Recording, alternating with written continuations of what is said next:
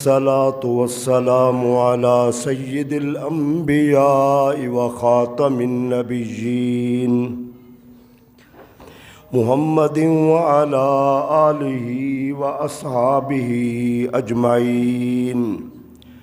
أما بعد فأعوذ بالله من الشيطان الرجيم. بسم الله الرحمن الرحيم. قد نرى تقلب وجهك في السماء فلنولينك قبلة ترضاها رب اشرح لي صدري ويسر لي أمري واحلل عقدة من لساني يفقهوا قولي. قال الله تبارك وتعالى في شان حبيبه مخبرا وآمرا: إن الله وملائكته يصلون على النبي يا أيها الذين آمنوا صلوا عليه وسلموا تسليما. اللهم صل على سيدنا ومولانا محمد وعلى آل سيدنا وأصحاب سيدنا ومولانا محمد وبارك وسلم وصلوا عليه صلاة وسلاما عليك يا سيدي يا رسول الله وعلى آلك وأصحابك يا سيدي يا حبيب الله. اللہ رب العزت کی حمد و ثنا حضور نبی رحمت شفیع امت جان کائنات خاتم النبیین صلی اللہ تعالی علیہ وسلم کی ذات اقدس پر درود و سلام عرض کرنے کے بعد دعا ہے اللہ رب العالمین مجھے کلمات حق کا قرآن و سنت کی روشنی میں بیان کرنے کی توفیق عطا فرمائے. آج شعبان المعظم کا پہلا جمعہ ہے اور 3 شعبان ہے. آج ایک موضوع نہیں بلکہ حالات حاضرہ معاملات کو سامنے رکھ کر کئی موضوع ہوں گے. اختصار کے ساتھ تھوڑے وقت میں توجہ کے ساتھ آپ سماعت فرمائیے. حضور اکرم صلی اللہ علیہ وسلم نے ارشاد فرمایا کہ رجب اور رمضان مبارک کے درمیان ایک مہینہ ہے جس کی عظمت سے میری امت غافل ہے. انہیں پتہ نہیں کہ اس کی عظمت کیا ہے. رجب میں حضور کی دعا تھی کہ یا اللہ ہمیں شعبان کے ذریعہ سے رمضان تک پہنچا دے. شعبان کے متعلق فرمایا شعبان و شہری و رمضان و شہر اللہ. شعبان میرا مہینہ ہے اور رمضان میرے اللہ کا مہینہ ہے. رحمت عالم نے یہ بھی فرمایا کہ رجب کی فضیلت دوسرے مہینوں پہ ایسی ہے جیسے قرآن کی عظمت تمام کتابوں پہ ہے. اور فرمایا شعبان کی عظمت دوسرے مہینوں پہ ایسے ہے جیسے میری عظمت انبیاء کرام پہ ہے. اور فرمایا رمضان مبارک کی عظمت ایسے ہے جیسے اللہ کی عظمت اپنی پوری مخلوق پہ ہے.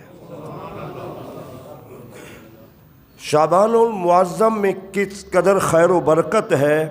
ام المومنین اماں عائشہ صدیقہ رضی اللہ تعالی عنہا بیوی اپنے میاں کو بخوبی جانتی ہے.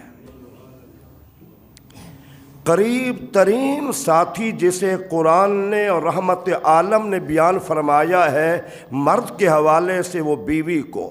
اور قرآن نے جہاں تک بیان کیا ہن لباس لکم وانتم لباس لہن، وہ تمہارا لباس ہے اور تم ان کا لباس ہو. اتنا بڑا قرب قرآن نے بیان کیا بیوی کے حوالے سے. اور جہاں ایک حضور کی عظمت کے حوالے سے حدیث عرض کرتا چلا جاؤں، رحمت عالم کے ایک صحابی نے عرض کی امی جان حضور کے اخلاق کیا ہے؟ معاشرے میں بہت سارے لوگوں کو دیکھتا ہوں جانتا ہوں باہر بڑا اخلاق ہے اور گھر میں بڑی بڑی گالیاں دیتے ہیں بیوی بچوں کو.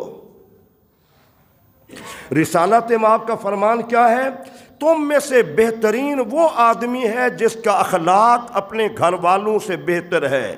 اور پھر یہ بھی ساتھ فرما دیا، قربان جائیے، فرمایا تم سب سے بہتر میں ہوں کہ حضور کا اخلاق اپنے گھر والوں سے مثالی تھا. اچھا، کہا اخلاق کیا ہے؟ تو ہماری ماں نے کیا جواب دیا؟ حضور کی بیوی نے کیا فرمایا؟ کان خلقہ القرآن. حضور کے اخلاق کے متعلق پوچھتا ہے. حضور کے اخلاق قرآن ہے. حضور کا اخلاق قرآن ہے. یعنی جس کے قرآن کے اسرار و رموز اور معانی اور نکات اور تفاسیر یہ کسی کے دل و دماغ میں نہیں آ سکتی. سینکڑوں مفسرین ہیں، کسی نے نہیں کہا کہ میں نے قرآن کی تفسیر کا حق ادا کیا ہے. نہیں، قرآن اتنا بڑی عظیم کتاب ہے. فرمایا جس طرح قرآن کے اسرار و رموز کی کوئی حد نہیں ہے، میرے نبی کے اخلاق کی بھی کوئی حد نہیں. اللہ اکبر. اللہم صلی علی سیدنا و مولانا محمد وعلی آل سیدنا و اصحاب سیدنا و مولانا محمد وبارک وسلم وصلوا علیہ صلاۃ و سلام علیک یا سیدی یا رسول اللہ وعلی آلک و اصحابک یا سیدی یا حبیب اللہ. تو حضور کی گھر والی فرماتی ہیں رمضان مبارک کے بعد جس مہینے میں حضور صلی اللہ علیہ وسلم سب سے زیادہ روزے رکھتے، عبادت کرتے، وہ شعبان المعظم. حضرت انس سے بھی روایت ایسی ہے اور کئی صحابہ سے ہے کہ آپ سے سوال کیا گیا، حضور بسا اوقات آپ لگاتار روزہ رکھتے ہیں شعبان المعظم میں اور آپ کی عبادات بڑھ جاتی ہیں. تو حضور نے فرمایا اس ماہ مبارک میں اللہ کے حضور بندے کے اعمال پیش کیے جاتے ہیں. میں چاہتا ہوں جب میرے عمل پیش ہوں تو میرے عمل میں عبادات اور روزے زیادہ ہوں. اللہ غور سے سنیے، بہت ساری باتیں، بڑی اہم باتیں، آپ توجہ کے ساتھ. جب اللہ کے رسول فرما رہے ہیں کہ میں چاہتا ہوں کہ اس ماہ مبارک میری عبادات زیادہ ہوں، میرے روزے زیادہ ہوں. علماء نے کہا ہے کہ جس طرح سال کے بعد بجٹ تیار کیا جاتا ہے، اللہ کے ہاں ہمارے اعمال کا بجٹ پیش کیا جاتا ہے. جو نبی معصوم بھی ہیں، جو سید الطاہرین بھی ہیں، تمام پاکیزہ لوگوں کے سردار بھی ہیں، جو سید الصالحین بھی ہے، اللہ کی مخلوق میں تمام انبیاء مخلوق میں زیادہ صالح اور نیک بھی ہیں. اس نبی کو کتنا حرص ہے کہ میرے اعمال اللہ کے دربار میں زیادہ پیش کیے جائیں. ہم ذرا غور کریں. اور پھر یہ شعبان معظم جو علماء کرام نے شین، عین، با، الف، نون کے حوالے دیے ہیں کہ وہ الفاظ ہیں جس میں سراسر خیر ہی خیر ہے، اور رحمت عالم اور آپ کے صحابہ اور صالحین، تابعین، بزرگان دین کا عمل تھا کہ بھائی اپنے دلوں کو پاک کر لو، رمضان مبارک آ رہا ہے.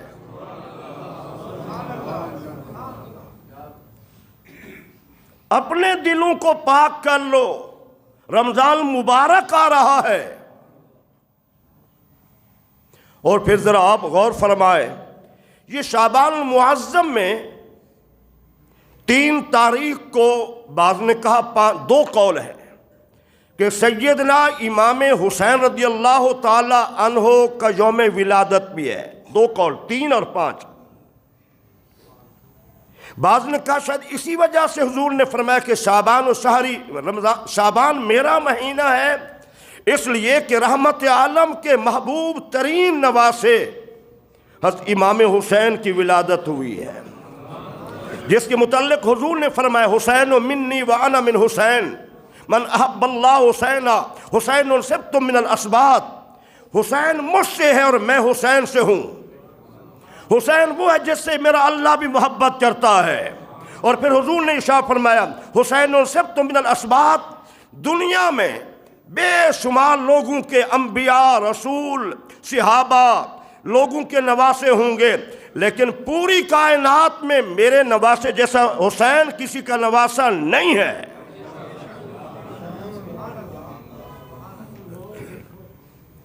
بعض نے کہا اس وجہ سے۔ اور پھر دوسری بات، اللہ کریم نے تینوں مہینوں کے اندر رجب میں حضور کی معراج کی رات رکھی، شب برات میں 15 کی رات رکھی تاکہ لوگ توبہ کر لیں، پاکیزگی اختیار کر لیں، اور پھر رمضان مبارک میں رات رکھی۔ شعبان المعظم کے مہینے کے اندر شب برات بڑی عظیم رات ہے، یہ رات بھی امت کے اختلافات کی نظر ہو گئی، بعض لوگوں کو صحیح احادیث بھی نظر نہ آئیں، کوئی رات نہیں ہے، ساری راتیں برابر ہیں۔ ہم بھول کر مسجد کھول لیتے ہیں، رات کو جاگ لیتے ہیں، 4 نفل پڑھ لیتے ہیں، اللہ سے توبہ کر لیتے ہیں، اپنے حضور اللہ کے حضور عرض کر دیتے ہیں ہم بدعتی بن گئے، مشرک بن گئے، گمراہ بن گئے۔ کیسا دور ہے! او بھائی ہم اللہ کے گھر میں آ گئے ہیں نا، جیسے کیسے ہیں نا۔ شیخ سعدی فرماتے ہیں 100 بار اگر توبہ شکستی بازا بازا، اگر گبر بت پرستی بازا، اگر تو نے 100 مرتبہ توبہ کی ہے، توڑ دی ہے، اللہ فرماتے ہیں آ جانا، میں بڑا غفور الرحیم ہوں۔ اور قرآن کی ایک آیہ مبارکہ یقین جانے میں پڑھتا ہوں میرا ایمان تازہ ہوتا ہے، کتنا بڑی عظیم آیت ہے۔ نبئ عبادی انی انا الغفور الرحیم، میرے نبی میرے بندوں کو بتا دو میں بڑا غفور الرحیم ہوں۔ اللہ اکبر کبیرہ، اللہ اکبر کبیرہ، میں بڑا غفور الرحیم ہوں، میرے بندوں کو بتا دو۔ تو بھئی ہم گناہگار صحیح، سیاہکار صحیح، خطاکار صحیح، مجرم صحیح، عاصی صحیح، پاپی صحیح، سارے جرم ہیں۔ چلو اللہ نے دروازہ ہمارے لیے کھول دیا، ہم آ گئے اس رات میں۔ ہر ایک کی مرضی ہے، تمہاری مرضی ہے، ہم پہ فتوے لگاؤ، بدعت کے لگاؤ، شرک کے لگاؤ، ٹھیک ہے نا۔ تو اس لیے بڑی عظیم رات بھی اسی ماہ مبارک میں ہے،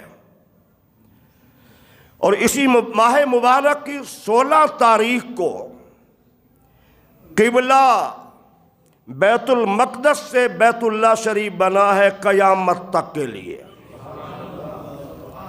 حضور اکرم صلی اللہ علیہ وسلم مکہ مکرمہ میں اس مقام پہ کھڑے ہوتے، چاروں سمتیں ہیں نا، چاروں سمتیں ہیں نا، اس مقام پہ کھڑے ہوتے کہ بیت اللہ شریف بھی سامنے رہتا اور بیت المقدس کی جانب میں رخ بن جاتا۔ توجہ کے ساتھ، دونوں قبلوں کا خیال کر کے حکم تھا بیت المقدس کی جانب رخ کر کے نماز پڑھیں، اور انبیاء ادھر رخ کر کے نماز پڑھتے رہے۔ تو رحمت عالم اس پتھر کے قریب کھڑے ہو کے رخ اس انداز سے فرماتے کہ رخ بیت اللہ کی جانب بھی رہے اور بیت المقدس کی جانب بھی رہے۔ جب مکہ مکرمہ سے حکم الہی سے حضور یہاں آئے مدینہ منورہ میں، 16 ماہ گزر گئے، اور بعض یہودی طعنہ دیتے تھے ساری شریعت ہمارے خلاف ہے، سارا پروگرام ہمارے خلاف ہے، سارا نظام ہمارے خلاف ہے، ساری تہذیب تمہاری ہمارے خلاف ہے، رخ کرتے ہو جو ہمارا قبلہ بیت المقدس ہے۔ قبیلہ بنی سلمہ میں رحمت عالم نماز ظہر یا عصر پڑھا رہے تھے، 2 قول ہیں مفسرین کے، زیادہ ظہر کا ہے اور بعض نے کہا عصر۔ رحمت عالم 2 رکعت پڑھانے کے بعد رخ انور بار بار اوپر اٹھتا ہے۔ قد نرا تقلب وجہک فی السماء، ہم دیکھ رہے ہیں کہ آپ کا چہرہ انور بار بار اٹھتا ہے ہماری جانب، آسمان کی جانب۔ توجہ سے، صحیح بخاری شریف میں حدیث حضور نے ارشاد فرمایا جب بندہ حالت نماز میں اوپر نظر اٹھاتا ہے، اللہ فرماتا ہے میرا جی کرتا ہے اس کی آنکھوں کا نور چھین لوں۔ حالت نماز میں اوپر دیکھنا گناہ ہے، جرم ہے، اللہ اس سے ناراض ہوتا ہے۔ حالت نماز سجدے کی جگہ پہ دیکھنا چاہیے، سامنے بھی حکم نہیں ہے، نیچے سجدے والی جگہ پہ، لیکن رسالت مآب اللہ کی پوری کائنات سے آپ کی ذات انور مختلف ہے، اور حضور کا مقام اور مرتبہ پوری کائنات سے مختلف ہے۔ دنیا کا کوئی پیر کی بات نہیں کر رہا، غوث اور قطب اور ابدال کیوں نہ ہو، بڑا علامہ کیوں نہ ہو، دنیا کا بڑے سے بڑا بندہ کیوں نہ ہو، چاہے صحابہ، خلفاء، اہل بیت، اطہار کیوں نہ ہوں، کوئی اوپر دیکھے تو اللہ ناراض ہوتا ہے۔ اللہ کی اس زمین پہ ایک ہستی حضور کی ہے،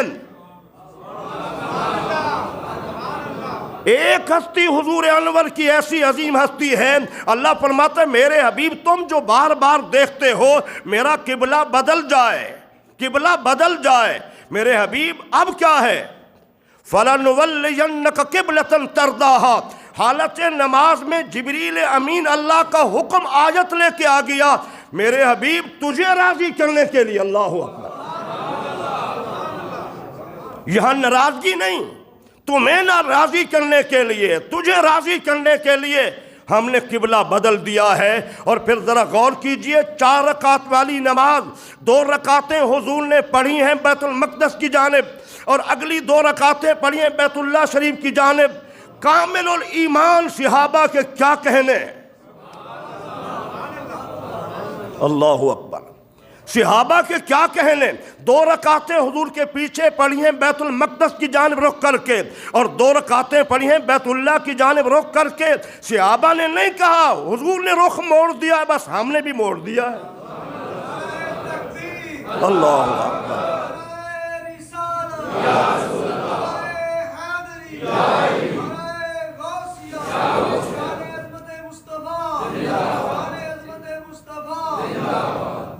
اسی مسجد کا نام مسجد قبلتین ہے، 2 قبلوں والی مسجد، ایک ہی نماز، کتنا عظمت ہے حضور کی۔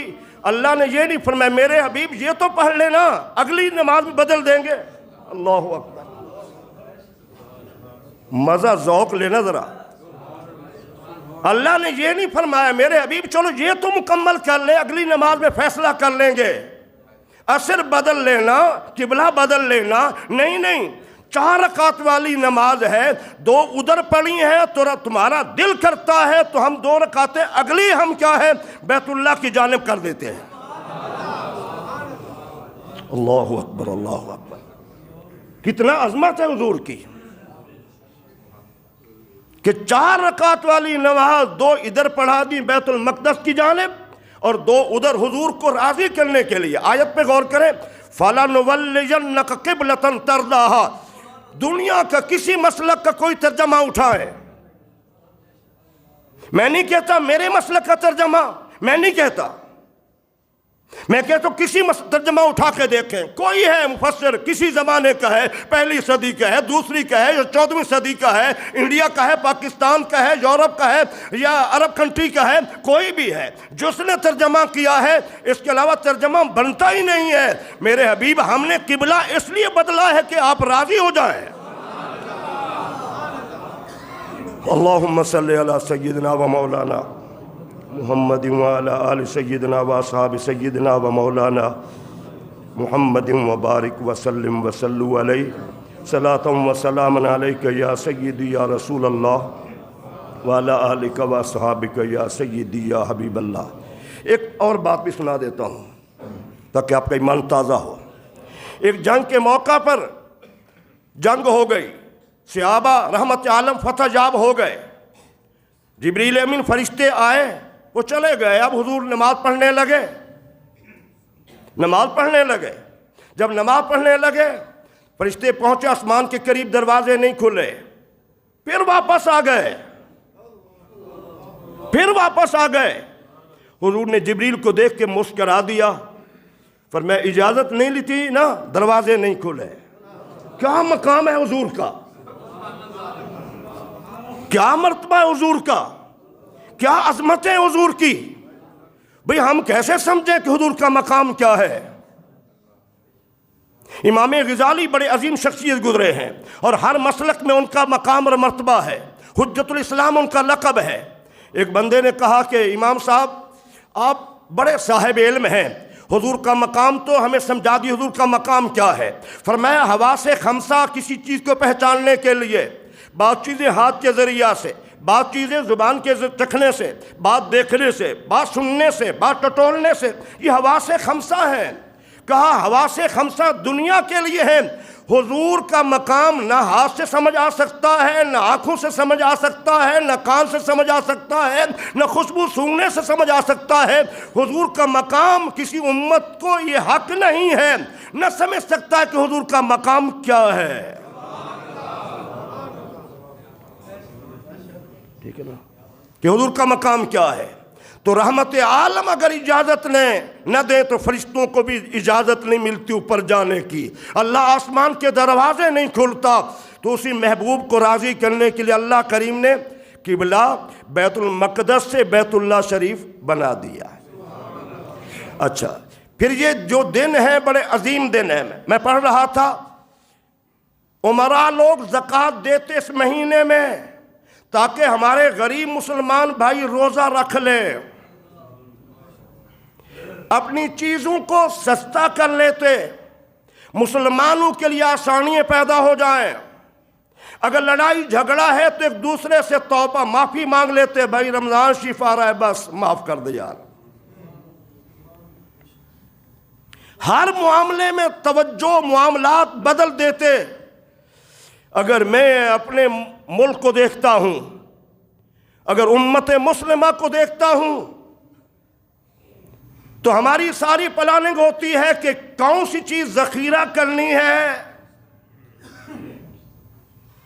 کس چیز کو ڈبل ٹرپل ریٹ پہ بیچنا ہے، کیسے خون نچوڑنا ہے۔ بڑے بڑے امیر لوگ ریٹ بڑھا چڑھا کے دوسرے عشرے میں مکہ مکرمہ یا مدینہ منورہ اعتکاف بیٹھے ہوتے ہیں، یہاں ظلم کی انتہا کر کے۔ یہ مہینہ تو اللہ کے قرب کا مہینہ تھا۔ یہ حاجی صاحب 20 سال سے، 30 سال سے، 40 سال سے اعتکاف مسجد نبوی یا خانہ کعبہ میں بیٹھتے ہیں، ادھر ریٹ بڑھا کے جا رہے ہیں۔ اللہ کو کیا ضرورت ہے؟ کاش کیا میری بات سمجھیں۔ یہ مہینہ تو اپنے آپ کو بدلنے کا ہے۔ اس مہینے میں ہم اپنے آپ کو بدلیں گے، اگلے مہینے میں اللہ ہمارے دلوں کو بدل دے گا۔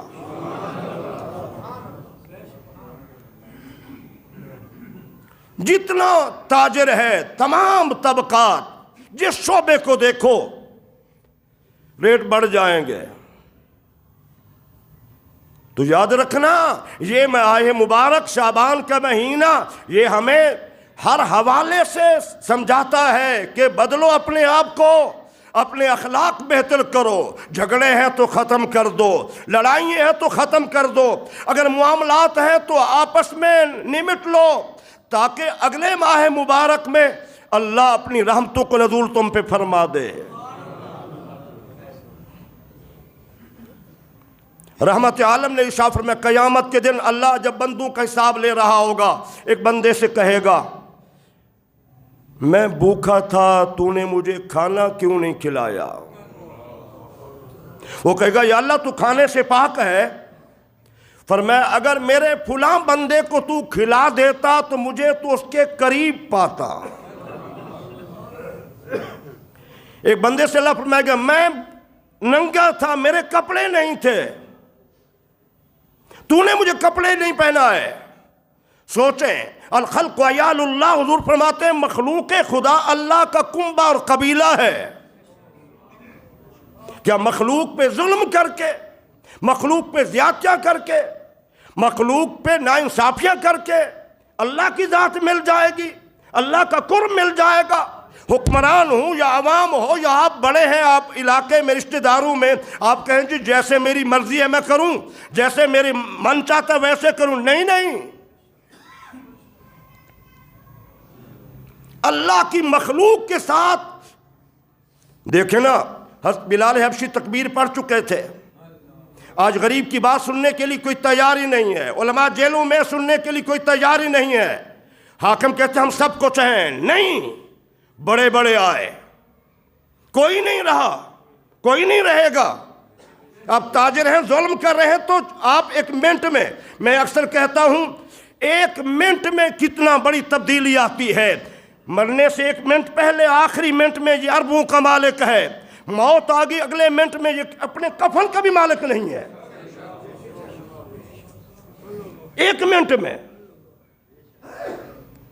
اللہ اکبر، کاش مجھے بھی اور آپ کو سمجھ آ جائے، ایک منٹ میں پہلے اربوں کا مالک تھا، اگلے منٹ میں اپنے کفن کا بھی مالک نہیں، محتاج ہے۔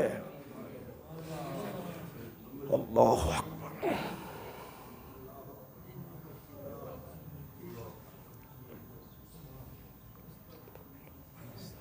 استغفر اللہ۔